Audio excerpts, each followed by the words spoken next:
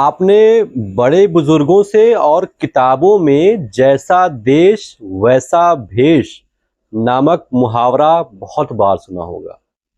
अगर आप एक मेडिकल स्टोर के संचालक हैं या फिर होने वाले हैं, तो ये मुहावरा आपके लिए बहुत ज़्यादा काम आने वाला है। जैसा देश वैसा भेष का मतलब है मार्केट जैसा डिमांड करता है, उसके हिसाब से उसके अनुरूप आपको खुद को ढालना पड़ेगा। आपका जिद्दी स्वभाव, आपका जिद्दीपना अगर मार्केट के व्यवहार से मेल नहीं खाता है, तो आप ऑटोमेटिकली मार्केट से बाहर हो जाओगे। 90% मेडिकल स्टोर वाले खोलने के 1 साल के अंदर अपना मेडिकल स्टोर बंद कर देते हैं। ये वही है जो मार्केट के नेचर के अनुसार अपने आप को ढाल नहीं पाते हैं, जिसकी वजह से उनकी प्रॉफिट बहुत कम होती है या नहीं होती है, और सारे लॉस को देखते हुए उन्हें अंतोगत्वा ऐसा लगता है कि मेडिकल स्टोर बंद कर देना मेरे लिए ज़्यादा लाभकारी है। अब देखिए, मैं आपको किसी और की नहीं बल्कि अपनी कहानी सुनाता हूँ। मैंने जब अपना मेडिकल स्टोर खोला था, तो मैं काफ़ी इगोइस्टिक टाइप का व्यक्ति हुआ करता था। मतलब मुझे लगता था कि मैं तो तुर्रम खान हूँ और मैं कभी किसी को तेल नहीं लगाऊंगा, किसी डॉक्टर से मैं रिक्वेस्ट नहीं करूंगा, मैं किसी के सामने हाथ नहीं जोड़ूंगा।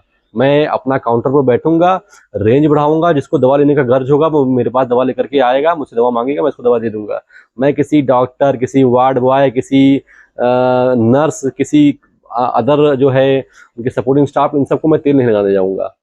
भाई साहब, मैं लगभग 8 महीने 9 महीने ऐसे ही बैठा रहा, और मैं दिन भर बैठा रहूं, मेरी बिक्री हो 200 300 400, मतलब मैं फ्रस्ट्रेट हो गया। इसमें तो ऐसा आ गया था कि यार सिर्फ किराया ही निकल पा रहा है दुकान का, मैं कैसे सर्वाइव कर पाऊंगा।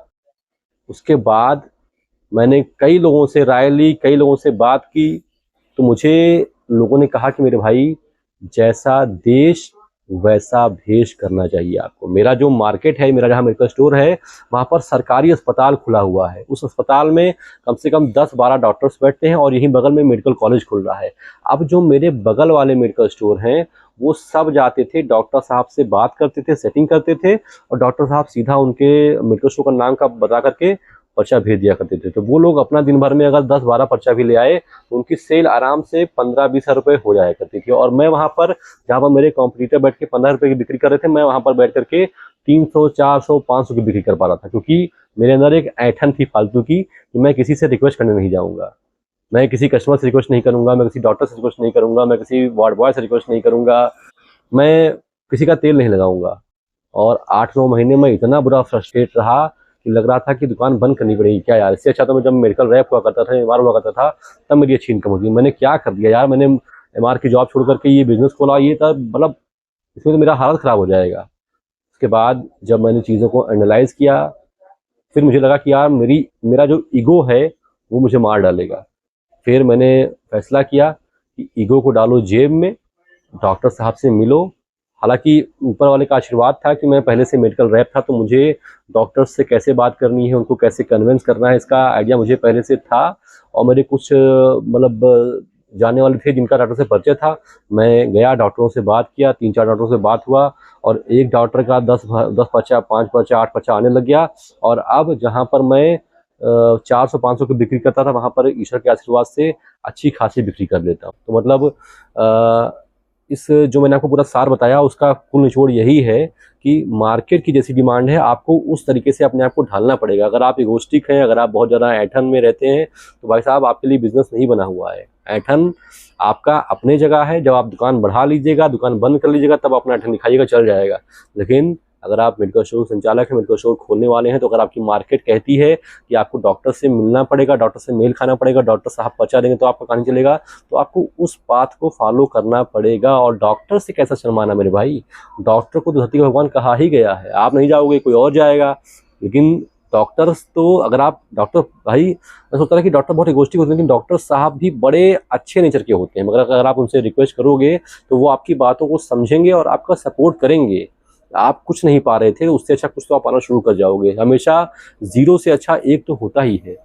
तो मेरी आपको बहुत फेयर राय है भाई, अगर आपका मेडिकल स्टोर कहीं सरकारी अस्पताल के आसपास है या फिर ऐसी जगह पर है जहाँ जहाँ बिना डॉक्टर के बच्चे का काम नहीं चल पाएगा, तो आपको बिना किसी संकोच के, बिना किसी झिझक के, बिना किसी ईगो के आपको डॉक्टर से मिलना चाहिए, उनसे रिक्वेस्ट करना चाहिए, अपनी सारी स्थिति उनको बतानी चाहिए कि सर आपका प्रिस्क्रिप्शन मेरे लिए एक प्रकार की जड़ी बूटी है, आपका प्रिस्क्रिप्शन का मैं बहुत ऑनर करता हूँ और आपका एक एक प्रिस्क्रिप्शन मेरे लिए लाइफ लाइन का काम करेगा। तो सर अपना दिन भर में आप मुझे 2-3 पर्चा भी दे देंगे ना, तो मेरा दाल रोटी चलता रहेगा, मेरा परिवार चलता रहेगा, मेरी शॉप चलती रहेगी। डॉक्टर भी इंसान होते हैं मेरे भाई, और अच्छे इंसान होते हैं। वो आपकी बात सुनेंगे, समझेंगे और आपकी मदद करेंगे, लेकिन आपको इगोस्टिक नहीं होना है। आपको थोड़ा सा सर झुका करके, हाथ झुका करके थोड़ा सर को नीचे करना है और डॉक्टर साहब को थोड़ा सा ओवलाइज करने की कोशिश करना है। मैं नहीं कर रहा हूँ कि आप अपना नाक उनके जूते पर रगड़िए, लेकिन आप अगर उनसे जेन्युइन भी बात करेंगे, अगर उनसे नॉर्मली बात करेंगे तो वो आपकी बात को समझेंगे। मैं अपना अनुभव बता रहा हूँ। मैं लगता था कि डॉक्टर से कहूँगा डॉक्टर नहीं मानेगा, लेकिन ऐसा नहीं है। आप 2 बार जाएंगे, 3 बार जाएंगे, 4 बार जाएंगे डॉक्टर के पास में, वो आपकी बात को समझेगा कि अगर आप नीडी हैं तो आपकी वो हेल्प करेंगे। अगर आपने 3-4 डॉक्टर विजिट कर लिए भाई साहब, तो एक दिन में कम से कम 25-30 हज़ार रुपये कम से कम आप बेचना शुरू करेंगे। और आपके पास 5 डॉक्टर हैं और एक डॉक्टर के पास कम से कम 10 पेशेंट आपको दे देते हैं, तो आराम से 30-35 हज़ार रुपया आप आराम से सेल करेंगे और 1 महीने के 4 लाख 4.5 लाख आराम से बचा भी लेंगे। लेकिन तब जब आपके अंदर ईगो नहीं होगा और आप फॉलो करेंगे जैसा देश वैसा भेष वाले नियम को। ये बहुत इंपॉर्टेंट है, ये बहुत ज़रूरी नियम है, इसको आपको फॉलो करना चाहिए।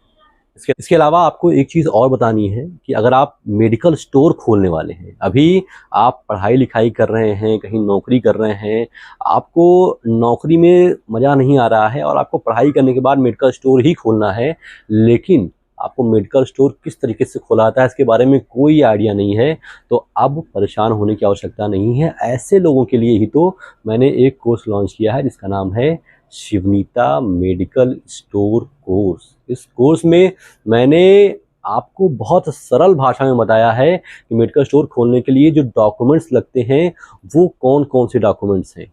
इसके अलावा अभी लेटेस्ट अपडेट क्या आया है डॉक्यूमेंट्स बनवाने में। इसके अलावा मेडिकल स्टोर खोलना है तो जाहिर सी बात है आपको दवाइयाँ मंगवानी पड़ेंगी। दवाइयाँ मैं पहली बार मेडिकल स्टोर खोलना हूँ तो कौन सी दवाइयाँ मंगाऊँ, ये बहुत बड़ा हेडेक होता है, क्योंकि जानकारी ना होने की वजह से स्टॉकिस्ट आपको लूट लेते हैं और आपको ओवर स्टॉक दे देते हैं। इसकी वजह से 6 महीने के बाद ही आपकी एक्सपायरी निकलना शुरू हो जाती है और आप लॉस में चले जाते हो। मैंने इसमें बताया है कि आपको कौन कौन सी दवाइयाँ मेडिकल स्टोर खोलते वक्त रखनी है। मैंने बाकायदा 400-500 दवाओं की लिस्ट दे रखी है कि आप ये दवाइयाँ मंगाइए, ये मार्केट में बहुत अच्छी चलती हैं और अपना मेडिकल स्टोर शुरू कर दीजिए। इसके अलावा डीआई साहब जब नए नए मेडिकल स्टोर पर छापा मारते हैं तो उनका बहुत कॉमन सवाल होता है कि मुझे शेड्यूल H1 और नारकोटिक का रजिस्टर दिखाइए, और 70% नए मेडिकल स्टोर वाले शेड्यूल H1 और नारकोटिक का रजिस्टर नहीं दिखा पाते हैं और अच्छी खासी फाइन झेल लेते हैं। मैंने इस कोर्स में आपको बताया है कि शेड्यूल H1 का रजिस्टर कैसे मेंटेन करते हैं, नारकोटिक का कैसे मेंटेन करते हैं, आखिर कौन कौन सी दवाइयाँ शेड्यूल H1 में आती हैं, कौन कौन सी नारकोटिक में आती हैं, इस रजिस्टर को कैसे मेंटेन किया जाता है, क्या फॉर्मेट होता है। सारी चीज़ें बहुत आसान तरीके से मैंने बता रखी हैं। आपको मेडिकल स्टोर खोलना है तो आवश्यकता होती है रैक काउंटर बनवाने की।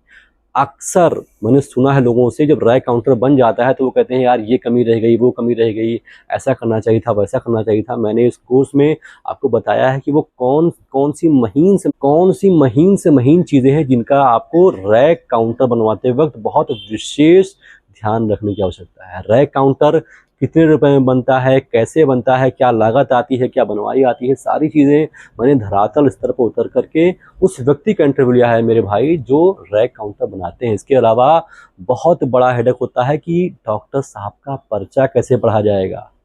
मैंने इस कोर्स में आपको बताया है कि एक डॉक्टर का प्रिस्क्रिप्शन किस तरीके से पढ़ा जाता है। ये कुछ ऐसी जानकारियाँ हैं मेरे भाई जो आप तलाश करते करते गूगल पर भी जाओगे, यूट्यूब पर भी जाओगे, अपने किसी मेडिकल स्टोर वाले से पूछोगे भी, कोई आपको जानकारी देना नहीं चाहेगा मेरे भाई। कोई अपने कॉम्पिटिटर की मदद क्यों करना चाहेगा। गूगल पर तो आप खोजोगे कुछ मिलेगा कुछ, आपका दिमाग खराब हो जाएगा। तो अब कहीं एनर्जी वेस्ट करने की आवश्यकता नहीं है, किसी से दादा भैया रिक्वेस्ट करने की आवश्यकता नहीं है। करना सिर्फ इतना है कि आप प्ले स्टोर पर जाइए, वहाँ पर टाइप कीजिए शिवनीता। मेरे पीछे जो लोगो दिख रहा है ये मेरे कोर्स का लोगो है, इसको डाउनलोड कीजिए, लॉगिन कीजिए, परचेज कीजिए और एक सिंगल क्लिक में अपने ही घर बैठे अपने ही मोबाइल फ़ोन में सारी जानकारियाँ एक प्लेटफॉर्म पर आसान भाषा में पा जाएंगे। अगर आपको मेडिकल स्टोर खोलना है तो ये कोर्स आपके लिए बहुत गजब का कोर्स मैंने लॉन्च कर दिया है। इसका फीस मैंने मात्र 99 रुपये रखा है। यकीन मानिए, ये सारी जानकारियाँ खोजने के लिए आप किसी व्यक्ति के ऊपर 1000-1500 रुपया खर्चा भी कर दोगे ना, तो भी आपको जानकारी ढंग से मिल नहीं पाएगी। तो अब फालतू में परेशान मत होइए, 99 रुपये का ये कोर्स आपके लिए बहुत ज़्यादा हेल्पफुल होगा। इसके अलावा अगर आपको वीडियो अच्छी लगी, जानकारी आपको अच्छी लगी, तो उसको सिर्फ लाइक कर दो मेरे भाई, ताकि मैं समझ सकूं कि मेरा कंटेंट मेरे दर्शकों तक पहुंचता है और आप इसको लाइक करते हैं, आप इसको एक्नॉलेज करते हैं। इसके अलावा अगर आप मेडिकल स्टोर के संचालक हैं या फिर होने वाले हैं, तो इस चैनल को सब्सक्राइब कर दीजिए भाई, क्योंकि ये भारत का एकमात्र चैनल है जिस पर मेडिकल स्टोर के बारे में जानकारियाँ मिलती हैं आपको। मैं रोज़ पूरे एनर्जी के साथ में, पूरे रिसर्च के साथ में आपसे आपके धंधे के बारे में बात करता हूँ, मेडिकल स्टोर के बारे में बात करता हूँ, अपना एक्सपीरियंस आपके साथ में शेयर करता हूँ। तो अगर आप मेडिकल स्टोर वाले हैं या होने वाले हैं, तो ये चैनल आपका है मेरे भाई।